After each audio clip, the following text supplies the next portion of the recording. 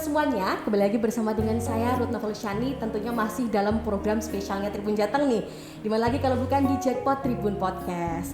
Nah, menyambut tahun 2022 tentunya nih semoga teman-teman semuanya yang menyaksikan Jackpot kali ini selalu diberikan kesehatan, kebahagiaan dan pastinya kesuksesan juga ya teman-teman.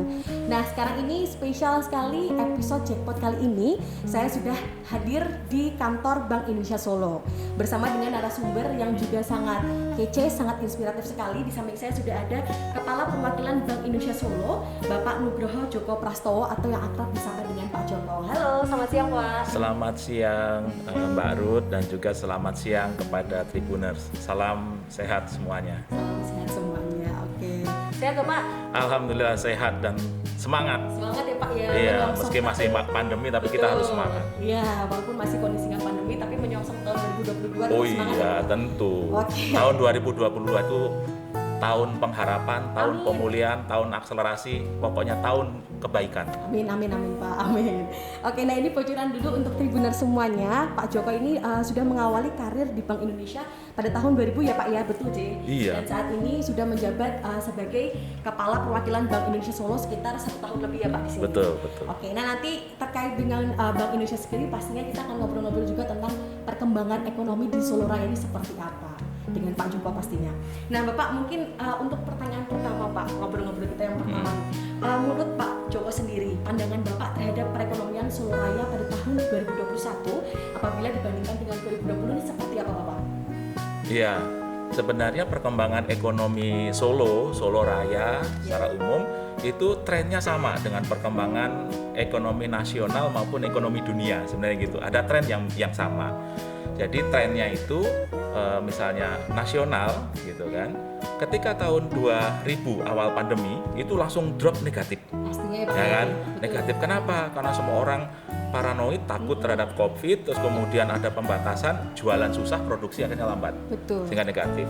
Nah, terus kemudian di tahun 2021 itu sudah ada adjustment. Masyarakat juga semakin istilahnya confidence. Yap. Karena sudah ada vaksin, kemudian juga semakin confident karena ilmunya nambah bagaimana hidup berdampingan dengan COVID. Betul. Ternyata di awal COVID yang kita takut banget sehingga kita cenderung di rumah saja. Nah sekarang kan sudah mulai berkegiatan, yang penting satu sudah divaksin, jaga kondisi tubuh tetap fit gitu kan, terus kemudian prokes, nah terus kemudian banyak doa biar hati tenang. Nah akhirnya ekonomi berjalan. Nah itu yang membuat ekonomi mulai berjalan. Dan ada satu lagi kenapa 21 itu bisa akselerasi pemulihannya, digitalisasi. Betul sekali Pak. Nah Ya. digitalisasi kan, karena ketika pelajaran dari tahun 2020 ketika ada pembatasan, warung nggak bisa jualan, toko nggak bisa jualan, nah kemudian ada digitalisasi, jualan secara online. Betul. Nah itu yang membuat meskipun tahun 2021 itu ada delta varian loh, Iya. di triwulan 3 itu remnya pakem, set, gitu kan, tapi tidak negatif karena sudah sebagian itu istilahnya digerakkan secara online dengan digitalisasi. Nah itulah makanya trennya membaik di 2021. Dan yang lebih istimewa, secara historis Solo Raya ini pertumbuhannya lebih tinggi dibanding nasional maupun Jawa Tengah. Sendiri ya Pak. Dan kemudian di tahun 2021 ini Solo Raya itu pemulihannya digenjot luar biasa. Banyak sekali event, ya kan? Ya contohnya kalau Bank Indonesia kemarin juga mendukung digitalisasi untuk menyukseskan Solo Great Sale. Oke. Nah, sehingga Solo Great Sale-nya itu sukses. Tadinya khawatir, ini pandemi bisa nggak ya sukses kayak tahun-tahun normal sebelumnya gitu kan. Ditargetin seperti tahun sebelumnya 800 miliar. Dengan dukungan digitalisasi, dilalah. Lah kok malah bisa 1,1 triliun. Waduh. Gitu kan? Itu satu misalnya di sisi perdagangan ya untuk transaksi. Misalnya perhotelan naik. Lah kan ada pertandingan bola. Ya kan, Mas Wali membawa Liga 1, Liga 2 itu ke Solo, ya otomatis walaupun tanpa penonton, pemainnya, ofisialnya nginepnya di hotel. Betul. Selama nginep hotel makan juga toh. Betul. Nah itu juga menggerakkan ekonomi. Nah itulah mengapa faktor-faktor yang membuat Solo akselerasi pemulihannya lebih cepat dibandingkan tadi Jawa Tengah maupun nasional. Itu yang membuat istimewa gitu. Keren banget ya Gus. Pastinya tadi yang utama juga diikuti dengan hadirnya digitalisasi juga Betul, ya Pak ya? ha.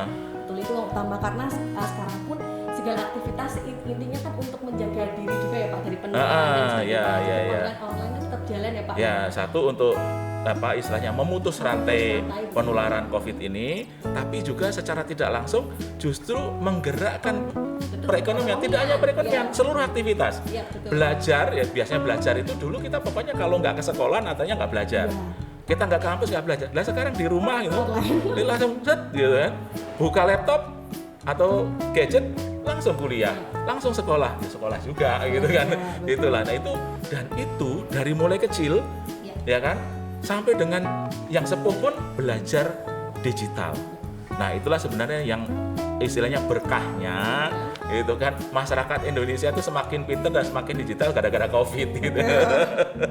Malah menemukan sesuatu yang baru. Iya, digital. Kalau nggak digital ini lambat ini. Betul. Lama sekali untuk mendigital ini. Ada keuntungannya juga ya Pak. Betul, ya, betul. Ini, selalu ada hikmah di balik peristiwa. Betul. Nah ini masih kilas balik juga Pak ke tahun 2021 sebelumnya. Mungkin program andalan Bank Indonesia Solo tahun 2021 apa yang telah terrealisasi secara maksimal Pak? Kemudian apa saja program prioritas yang mungkin turut mendorong pertumbuhan ekonomi di Solo Raya sendiri Pak? Ya sebenarnya ketika kita kemarin kena pandemi itu kebijakan Bank Indonesia baik di pusat maupun di daerah itu diarahkan untuk mempercepat pemulihan, penanganan dan kemudian penanganan COVID dan juga pemulihan ekonomi misalnya.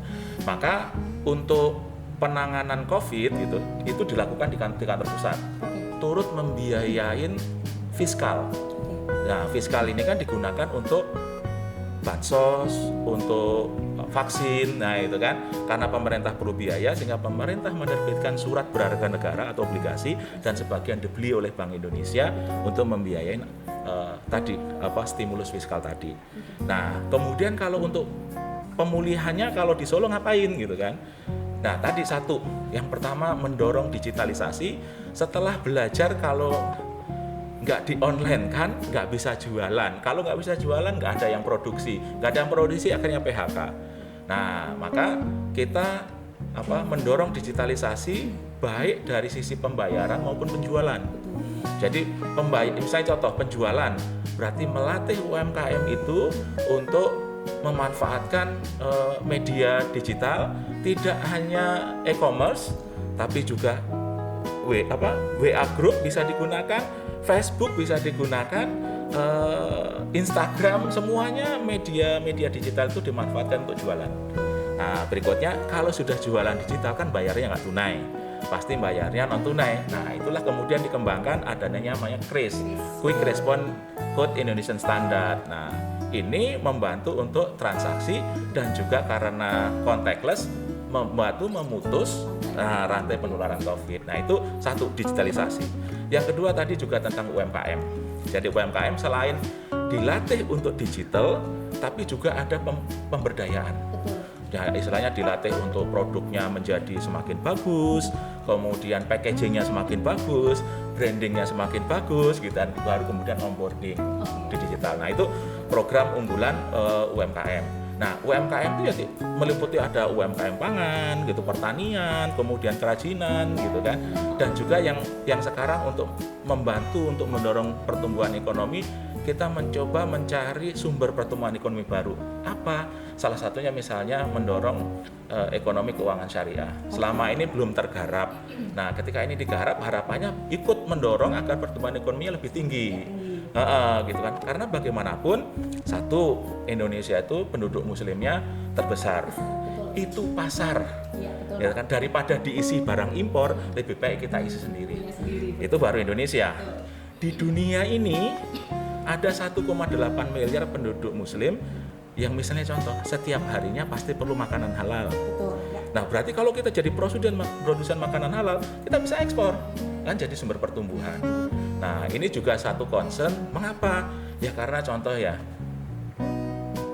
sumber-sumber komoditas makanan halal ini justru malah disuplai oleh negara-negara yang quote unquote malah penduduknya nggak muslim. Contoh daging halal Australia, gitu kan.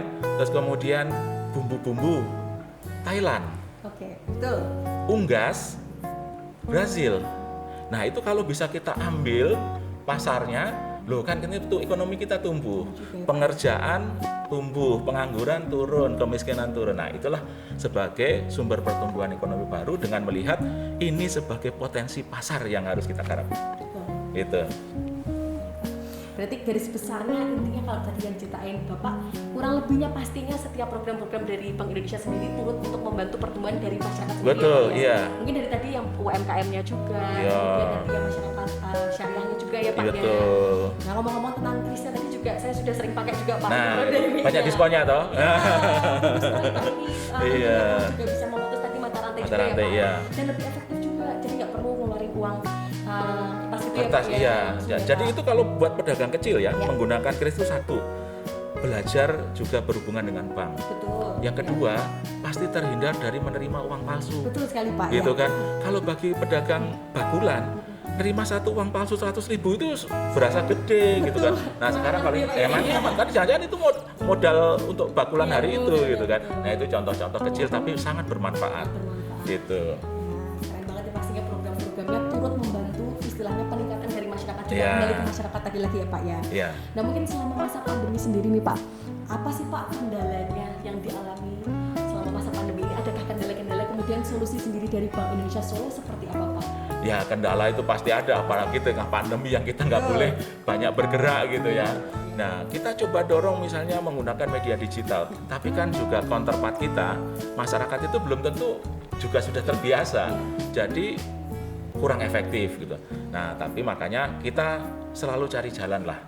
Bagi yang sudah melek digital, maka sosialisasinya, kemudian ya istilahnya sesuatu yang dilakukan atau edukasinya, pelatihannya itu pakai virtual. Oke. Nah, tapi kalau yang belum atau ya belum melek digital, ya secara perlahan dengan kelompok-kelompok kecil gitu kan dilakukan pelatihan-pelatihan dengan tetap menerapkan prokes. Karena ya kita sadarin gitu kan tingkat literasi digital masyarakat kita itu kan variatif gitu kan. Ada yang rendah sekali tapi ada yang sudah advance. Nah, ini harus kita treat secara berbeda-beda. Nah, sebenarnya tantangan apa yang juga menjadi apa ya istilahnya sesuatu yang sangat menantang buat kami gitu kan. Ya sebenarnya pandemi itu sendiri karena kan juga beberapa pegawai kami juga misalnya kan kena. Ketika positif maka dia harus isolasi. Maka dia tidak bisa menjalankan tugasnya. Nah, sementara di Bank Indonesia ini ada satu tugas yang tidak boleh berhenti. Yaitu pembayaran.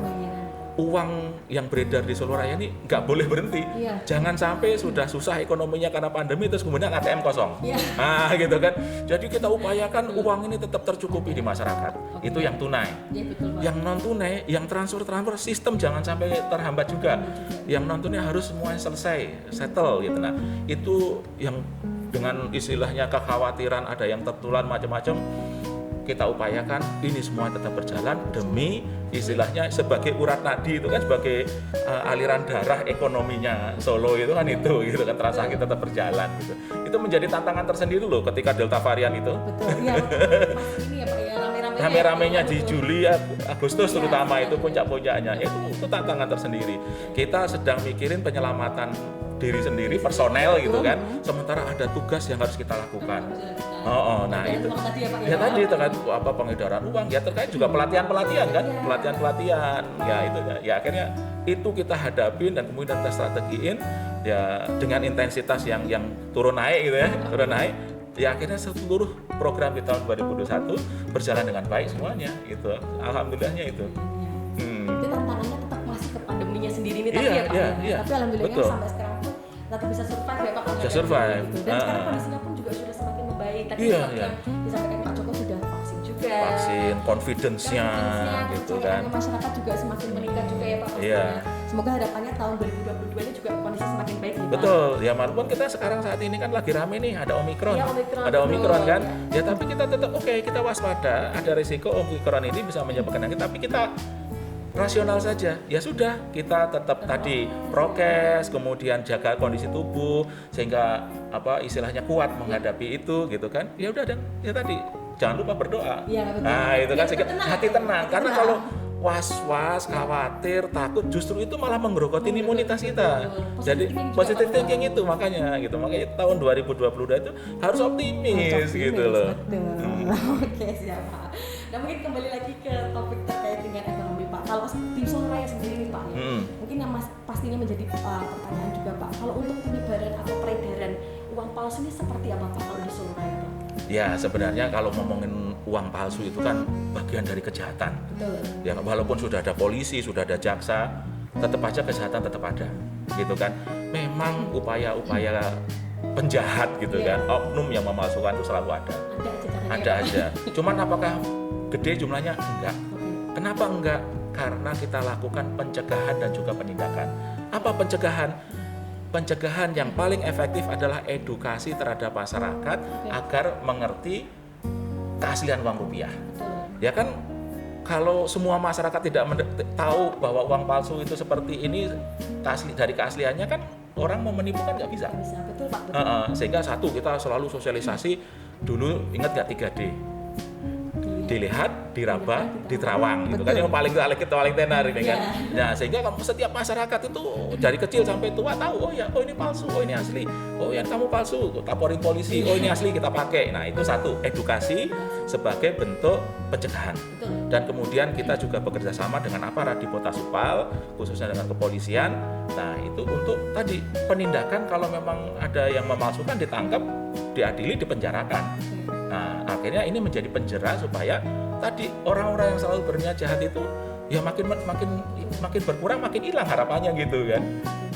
Ya, jadi kalau secara statistik itu sangat kecil sekali dan istilahnya perlindungan karena pemahaman yang meningkat ini menjadi benteng yang paling utama, gitu loh. Utamanya sendiri dari Bank Indonesia sendiri juga memberikan proteksi istilahnya dari sosialisasi gitu kan. Iya. Waktu normal dulu kalau ke daerah-daerah kita wayangan. Iya, wayangan, terus dari wayangan diceritain gitu kan. Tentang keaslian uang gitu kan. Nah, ya artinya seluruh media informasi untuk mengedukasi masyarakat itu kita lakukan gitu. Karena tadi lapisan masyarakat itu beda-beda, terus kemudian kesenangannya beda-beda. Kalau ditanggapin wayang, rame gitu. Ada yang suka ditanggapin layar tancap, ya kita tanggapin layar tancap ya gitu kan. Iya betul gitu kan. Baik Bapak. Nah kemudian Pak, mungkin terkait dengan ini kan menyongsong tahun 2022 Pak, awal tahun ya Pak. Mungkin dari Pak Joko sendiri pandangannya seperti apa nih Pak terkait dengan perkembangan ekonomi sendiri untuk di Solo Raya tahun 2022 ini? Ya, ini tahun tadi saya sampaikan tahun 2022 ini tahun akselerasi pemulihan, nah dan tahun optimisme. Mengapa? Ya pertama, kita sudah terbiasa hidup dengan COVID. Artinya tidak takut lagi. Sehingga ketika sekarang ada isu Omikron pun yang penting kita waspadai, kita istilahnya tadi upayakan untuk memutus rantainya tadi, ekonomi tetap jalan dengan baik. Karena tidak paranoid lagi. Yang kedua, digitalisasi ini semakin meningkat, semakin melek. Nah, itu yang tadi menyebabkan tahun 2021 meski direm tetap positif dibandingkan tahun 2020. Karena faktor melek digital. Dan 2022 akan semakin melek, lebih melotot lagi terhadap digital. Nah, ini yang menyebabkan ini betul jalan. Gitu kan. Kemudian confidence inilah kemudian yang menggerakkan aktivitas ekonomi, konsumsi. Buktinya apa? Begitu direm di triwulan 3 karena delta, dilepas di triwulan 4 transaksi naik. Nah, sekarang mudah-mudahan tidak ada rem-rem lagi sehingga terus naik. Gitu kan? Jadi optimisme ini terus berjalan. Dan sekarang semua rejim ekonomi kebijakan stimulus berjalan. Contohnya, suku bunga sekarang adalah dalam level yang paling rendah. Gitu. Teman-teman Bapak Ibu Tribuners kalau lagi naruh di deposito ini sekarang pokoknya bunganya rendah. Supaya apa? Supaya juga kreditnya rendah sehingga sekarang ketika sudah tidak takut lagi terhadap istilahnya paranoid terhadap pandemi, bisa berupaya, bisa melakukan pinjaman kredit untuk menggerakkan ekonomi. Satu itu kan. Nah, terus kemudian yang kemarin nahan karena khawatir prospeknya nggak bagus, nah sekarang mulai konsumsi, mulai investasi. Nah, investasi ini yang akan bergerak, mulai berjalan gitu. Dan kemudian yang berikutnya apa? Aktivitas mulai berjalan. Ya contoh, ketika kita kerja, sekolah itu virtual, nggak beli seragam, nggak beli buku, nggak beli macam-macam. Sekarang begitu PTM, maka semua yang kemarin tidak jalan sekarang jalan. Terus yang kemarin nggak pernah piknik, sekarang udah mulai piknik. Ya otomatis beli mobil baru, beli seragam baru, terus kemudian jajan dan sebagainya. Ini menggerakkan ekonomi. Dan itulah yang terjadi di tahun 2022, yang di 20 tidak ada, di 21 sedikit. Nah sekarang makin banyak. Nah itulah maka saya katakan ini era pemulihan, era akselerasi, era optimisme, sehingga kita bisa pulih kembali seperti kemarin sebelum pandemi, meski masih menghadapi pandemi. Karena ada strategi-strategi seperti digitalisasi tadi yang mengakali kondisi pandemi itu gitu kan. Supaya itu. ekonominya pun tetap jalan ya Pak. Tetap jalan, iya. Ya, Pak, ya. Jadi sekarang waktu kemarin tuh ada meme gini ya. Ada gerakan para suami menolak vaksinasi para istri. Kenapa? Karena kalau nanti lengkap vaksinnya maka bisa masuk mall. Oke. Nah kan karena peduli lindunginya kan. Nanti belanja mulu kan. Ternyata itu salah. Oke. Karena ternyata sekarang ibu-ibu itu nggak usah ke mall, belanja online dan ternyata lebih banyak. Lebih boros. Cuma kalau di rumah kesempatannya lebih Iya, tidak kemana-mana, tapi pilihannya belanjanya ada di mana-mana. Nah, itulah digitalisasi, itu kan contohnya. Siap Pak. Berarti harapannya pun tetap sesuai tadi Bapak Joko bilang ya Pak ya, kalau 2022 ini tahun optimisme, juga pastinya ya Pak, semangat selalu pastinya ya Pak. Karena ini kan sudah belajar dari 2 tahun ya Pak. 2 tahun iya. Gitu. Istilahnya masyarakat pun kepercayaan juga sudah meningkat, sudah tahu seperti apa caranya prokesnya tetap, sudah vaksin juga ya Pak ya. Iya. Harapannya itu pun juga bisa turut mendorong pertumbuhan ekonomi. Betul. Ya, Pak. Dan ada satu lagi. Kalau ternyata boosternya itu dipercepat, betul. Itu menjadi akselerator lagi gitu. Kalau boosternya di triwulan 1 ini langsung naik, maka sisa triwulan sebelumnya, setelahnya 2, 3, 4, gitu langsung. Makin percaya kalau misalkan sudah booster juga kan iya, gitu. Tingkat kesehatannya juga semakin oke, dan pastinya ekonomi dan kesehatan bisa berjalan beriringan harapannya ya Pak ya. Betul. Oke, nah itu dia Tribuners, tadi sudah ngobrol-ngobrol bersama dengan Pak Joko. Asik sekali nih obrolannya, mulai dari tadi pertumbuhan ekonomi sendiri ya Pak ya. Kemudian ada juga digitalisasi seperti apa di Solo Raya, terus perkembangannya dan juga pandangan dari Bapak sendiri tahun 2022 ini pastinya optimisme berjalan ya Pak ya. Supaya tadi ekonomi dan juga kesehatan bisa berjalan beriringan tadi Tribuners. Nah, mungkin Bapak ada yang mau disampaikan Pak kepada Tribuners semuanya? Ya, kepada Tribuners yang berbahagia, tahun 2022 ini memang harus kita jadikan sebagai tahun optimisme, tahun pemulihan. Tapi ada satu kuncinya, kita tetap harus waspada terhadap COVID, nah khususnya sekarang Omikron, sehingga jangan lengah terhadap protokol kesehatan. Karena kalau kita bisa melewati resiko ini, maka confidence kita semakin meningkat, ekonomi kita akan semakin bergulir, dan kemudian kita akan tumbuh semakin tinggi walaupun kita masih menghadapi COVID ini. Jadi mari kita tumbuhkan optimisme ini dan kita tetap waspada terhadap COVID meski tidak harus takut. Iya, betul. Nah, gitu tetap optimis. Nah, jadi jangan lupa tahun 2022 merupakan tahun optimisme. Optimisme Pak, harus itu. Iya. Dan pastinya tetap selalu jaga prokes juga ya Pak ya. Betul, itu syaratnya. Juga pastinya. Oke, terima kasih banyak Pak Joko. Sama-sama Mbak Ruth, terima kasih. Hadir menjadi narasumber di Jackpot. Sama-sama. Bapak selalu sehat, sukses Amin. juga, Sehat Pak, semuanya juga buat Tribuners dan semoga bermanfaat. Oke, dan pastinya semakin sukses juga untuk teman-teman rekan-rekan semua yang ada di Bank Indonesia Solo ya Pak Terima ya. kasih. Dan terima kasih juga untuk Tribuners semuanya yang sudah menyaksikan Jackpot kali ini bersama dengan Pak Joko. Sampai jumpa di episode selanjutnya.